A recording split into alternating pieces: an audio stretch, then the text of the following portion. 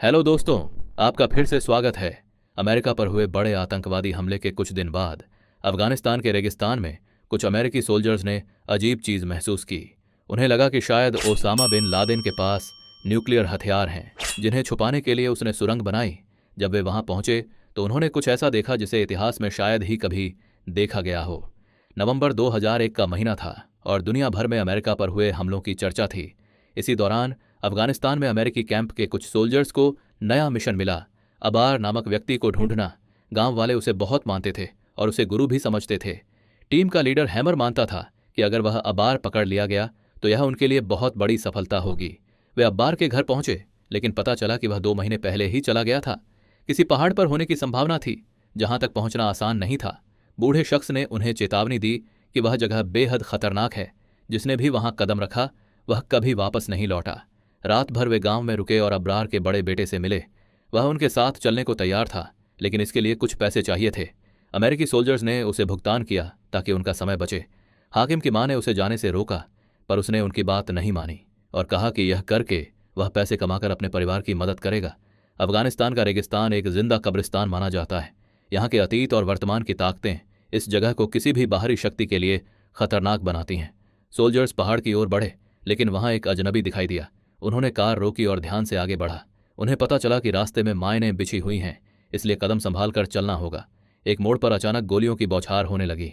Soldiers ने जवाबी कार्रवाई करने की कोशिश की, लेकिन यह सब बहुत तेजी से हुआ। सबसे बड़ी बात यह थी कि उनकी टीम एक ही समय में हमला झेल रही थी। हालांकि उन्होंने भी कुछ दुश्मनों को मार दिया था। जब वे ऊपर पहुंचे तो वहां कुछ नहीं था। यह सवाल उठता है, गायब हुई लाशें कहाँ चली गईं? थोड़ी दूरी पर उनकी जीप आवाज देने लगी, क्योंकि कई गोलियां लग चुकी थीं और रेडिएटर खराब हो गया था। उनके पानी के कैन भी क्षतिग्रस्त थे, इसलिए पानी खत्म हो गया। कुछ सोल्जर्स पीछे हटने को कहते हैं, लेकिन चीफ माजर ने सख्त आदेश दिया, कोई पीछे नहीं हटेगा। धीरे धीरे अंधेरा होने लगा और उन्होंने वहीं डेरा डाला। अचानक 2 कारें दिखाई दीं, शायद तालिबानी। दूरबीन से देखने पर रोशनी अचानक 2 हिस्सों में बंट गई और ऊपर उड़ गई। यह देखकर सब चकित रह गए। कोई कहता है शायद यह कोई चमकीला कीड़ा है, लेकिन इतनी बड़ी रोशनी वाला कीड़ा असंभव लगता है। रात भर वे उसी घटना के बारे में सोचते रहे। सुबह नई मुसीबत आई। जीप पूरी तरह गर्म हो चुकी थी और आगे बढ़ने लायक नहीं थी। हकीम ने मदद की और जीप को ठीक किया। रात को अचानक चॉपर की आवाज़ आई। उन्हें लगा यह मदद के लिए आया है, लेकिन चॉपर दिखाई नहीं दे रहा था। अमाज ने दूर एक अजनबी को देखा जो उन्हें निगाहों से देख रहा था। उन्होंने सोचा कि शायद वह तालिबानी है। अचानक चॉपर की आवाज़ बंद हो गई। सुबह हेडक्वार्टर से पता चला कि वे रात को बताए गए स्थान पर आए थे, लेकिन वहां कोई नहीं था। इतने में एक साथी चिल्लाता हुआ आया। उनके मृत दोस्त की लाश बुरी तरह से क्षतिग्रस्त थी, केवल हड्डियां बची थीं। यह मंजर देखकर सभी डर गए। सबसे ज्यादा हाकिम डर गया, मानो उसे पहले से पता था कि यह किसने किया। लेकिन अजीब घटनाओं का सिलसिला यहीं खत्म नहीं हुआ। उनकी खोज जारी रही और वे आगे बढ़ते रहे। रास्ते में उन्हें कुछ ट्रायंगल चेतावनी बोर्ड दिखे जो मानो आगे जाने से रोक रहे हों। हाकिम भी नहीं जानता था कि इन्हें किसने लगाया। याकिन ने थर्मल डिवाइस से साइन चेक किया और उसे कुछ अजीब महसूस हुआ, लेकिन उसने यह बात किसी से साझा नहीं की। पहले भी बूढ़े आदमी के घर मिला जेट टॉय उसने छुपा लिया था। जाहिर है वह कुछ जानता है, पर बताना नहीं चाहता। अब वे खराब जीप छोड़कर पैदल निकल पड़े। काफ़ी दूरी तय करने के बाद उन्हें पहाड़ों के बीच एक गुफा मिली, जहां एक बूढ़ा आदमी रहता था। उसने उन्हें पानी दिया और आराम करने को कहा। अमाज ने देखा कि उस बूढ़े ने 19वीं सदी की ब्रिटिश यूनिफॉर्म पहन रखी थी, जिससे वह चौंक गया। अमाज ने साथियों को उस ब्रिटिश टुकड़ी की कहानी सुनाई जो उनसे पहले यहां आई थी। गांव वालों के साथ गई वह टोली एक रात अचानक गायब हो गई थी। सिर्फ एक आदमी बचा था, जिसने दावा किया था कि उसने कुछ ऐसा देखा जो इस दुनिया में पहले कभी नहीं देखा गया। शायद वही शख्स अब उनके सामने बैठा था। सबके मन में सवाल था, यह बूढ़ा आदमी गर्म रेगिस्तान में कैसे जिंदा है? और जब आसपास पानी ही नहीं तो उसके पास इतना पानी कहाँ से आया? किसी को कुछ समझ नहीं आया, इसलिए सब गुफा के बाहर सो गए। रात को हैमर की नींद खुली तो उसने बूढ़े आदमी को कुछ अजीब लोगों से बात करते देखा। सब काले कपड़ों में, हाथों में तलवारें। हैमर ने पास जाने की कोशिश की तो वे लोग उसकी तरफ बढ़ने लगे। डरकर उसने गोली चलाई, जिसमें वह बूढ़ा भी मारा गया। शोर सुन बाकी सोल्जर्स भी जाग गए। हैमर बस यही दोहराता रहा कि वो किसी से बात कर रहा था, लेकिन अगले ही पल सब गायब हो गए। हाकिम ने चेतावनी दी कि जगह ठीक नहीं, हमें निकल जाना चाहिए। साथ ही कहा कि जाने से पहले बूढ़े को दफनाना बहुत जरूरी है, वरना मुसीबत आएगी। पर किसी ने उसकी बात नहीं मानी और वे आगे बढ़ गए। कुछ दूरी पर जब उन्होंने पानी पीने के लिए बोतल खोली तो उसमें पानी की जगह रेत थी। तभी सबको एहसास हुआ कि उन्होंने बड़ी भूल की है। वे तुरंत वापस मुड़कर बूढ़े को दफनाने का निर्णय लेते हैं, लेकिन पहले उन्हें पानी चाहिए था। हाकिम ने बताया कि दक्षिण दिशा में 10 मील पर पानी मिल सकता है। वे उसी ओर चल पड़े। हालांकि सभी बेहद थक चुके थे। सबसे ज्यादा शाव कमजोर था। वह कहता है कि उसे ऐसा लग रहा है मानो कोई अनजानी ताकत उसे भीतर से चूस रही हो। कुछ ही देर बाद शाव को लग रहा था कि उसे अंदर से कोई अनजानी ताकत निगल रही है। हाकिम ने घाटी का नज़ारा देखा और उसके रोंगटे खड़े हो गए। कभी हरी भरी घाटी अब वीरान हो चुकी थी। सब कुछ इतनी जल्दी बदल जाना उसके लिए असंभव सा था। साथी भी हैरान थे। उन्होंने पूछा, यह सब क्या हो रहा है? हाकिम ने कहा कि यह कोई अज्ञात शक्ति है जो उन्हें खत्म कर रही है।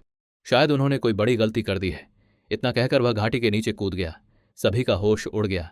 कीन की हालत देखकर हेमस ने समझा कि उसे कुछ पता है। उसने पूछा, लेकिन कीन चुप रहा क्योंकि मिशन पूरी तरह गोपनीय था। रात में नींद नहीं आती और अजीब सपने आने लगे। अचानक सामने रहस्यमय रोशनी प्रकट हुई। उन्हें लगा कि यह तालिबानियों की कोई चाल है। दो लोग नजदीक गए, लेकिन जैसे ही पास पहुंचे रोशनी धूल बनकर उड़ गई। डरावना मंजर देखकर उन्होंने उसी पर गोली चलाई, लेकिन रोशनी गायब हो गई।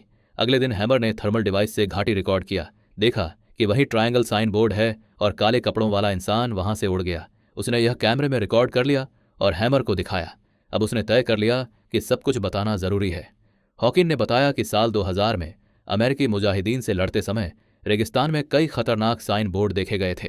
इनके पास जाने वालों की जान चली गई। 2001 में सैटेलाइट इमेज में एक अजीब चीज दिखी, विमानस। भारतीय मिथक अनुसार राजा और आर्शी इसे उड़ाते थे। यह एक हवाई जहाज था जिसे मंत्रों से बनाया गया था और यह समय के किसी भी आयाम में जा सकता था। सरकार जानती थी कि यह मिशन खतरनाक है, लेकिन इसे हासिल करना जरूरी था ताकि पिछले हमले बदल सकें। कीन को इसी काम के लिए भेजा गया था और वह सब रिकॉर्ड करके हेडक्वार्टर भेज रहा था। सीनियर्स जानते थे कि जान जोखिम में है, लेकिन बचाने का कोई विकल्प नहीं था। इस बात से हैमर गुस्से में कीन पर झपट पड़ा, लेकिन एलाइट ने उसे शांत किया और समझाया कि इसमें उसकी कोई गलती नहीं। अगले दिन सोकर उठे तो हैमर गायब था और ऐश भी चलने लायक नहीं।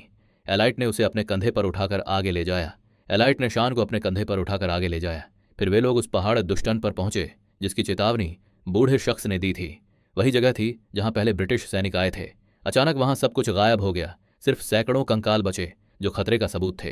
कीन ने थर्मल डिवाइस से देखा कि उसके ऊपर 3 विमान उड़ रहे थे जो किसी को अपनी ओर ले जा रहे थे। एलिट ने उन पर गोली चलाई, लेकिन विमानस धूल बनकर गायब हो गए। दोनों डर के मारे पीछे हट गए और शान को उठा नहीं सके। उसे वहीं छोड़कर अपनी जान बचाई। कुछ घंटे बाद पानी मिला, लेकिन तभी उन्हें चीफ की लाश दिखाई दी। ये देख शान बेहोश हो गया। जब आंख खुली, सामने तेज रोशनी थी। थर्मल डिवाइस में देखा कि रोशनी के अंदर एक इंसान निकला, फिर 2 और उसके सर पर हाथ रखा। कीन को अजीब हैलुसिनेशन हुआ जिसमें उसने अब तक की सारी घटनाएं देखीं। कीन को हॉस्पिटल के बेड पर तैरते हुए देखा गया। हाथ में वही टॉय था। वह बार बार कह रहा था कि वह हमें बचा लेंगे। अंत में कीन की पत्नी का इंटरव्यू दिखाया गया जिसमें वह सरकार से विनती कर रही थी कि उसके पति को खोजा जाए। कीन के हाथ में वही जनरल था जिसमें उसने सब कुछ लिखा था। जनरल मिल गया, लेकिन कीन और उसके साथी गायब थे। क्या बूढ़े शख्स की चेतावनी सच थी? क्या कोई उस रेगिस्तान के पहाड़ पर जाए तो कभी वापस नहीं लौटेगा? यहाँ एलियन की बात नहीं हो रही, लेकिन कुछ रिसर्च में कहा गया है कि एलियन धरती पर सदियों से मौजूद हैं, अपनी अलग जगह और समय में रहते हैं। आपको इस कहानी में कितनी सच्चाई लगती है, कमेंट में बताइए। अगली वीडियो में फिर मिलेंगे। धन्यवाद और शांति।